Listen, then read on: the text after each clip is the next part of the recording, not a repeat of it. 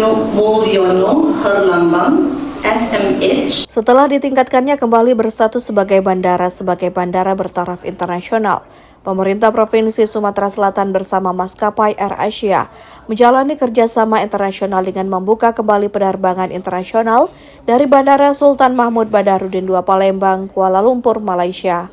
Pembukaan rute penerbangan internasional Palembang, Indonesia, Malaysia, Kuala Lumpur diresmikan secara langsung Gubernur Sumatera Selatan Herman Deru di Ballroom Bandara Sultan Mahmud Badarudin II Palembang, Selasa siang.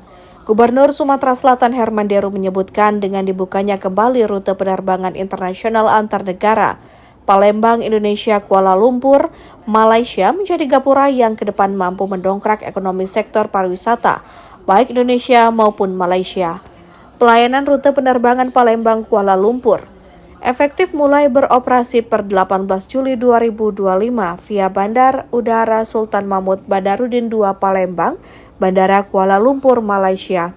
Semua warga Sumatera Selatan merasa lega dengan sudah adanya kepastian penerbangan internasional dari Palembang menuju mancanegara. Ini diawali ke Kuala Lumpur.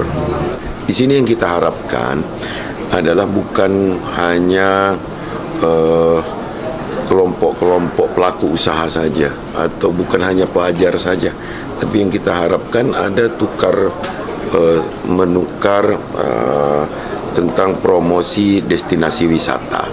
Kita tahu Sumatera Selatan juga banyak yang sudah terbangun destinasi wisata ataupun juga yang sedang dirintis.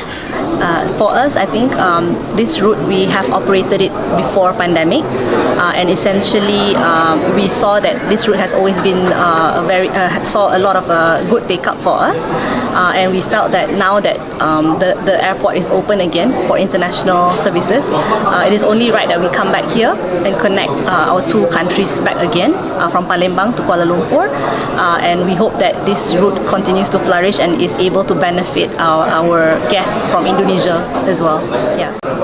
Kalau dari historinya, usually we see that the route performs at above 80% load factor, and generally in terms of the movement, we see quite a balanced movement between Indonesians going to Malaysia as well as Malaysians coming to Palembang as well.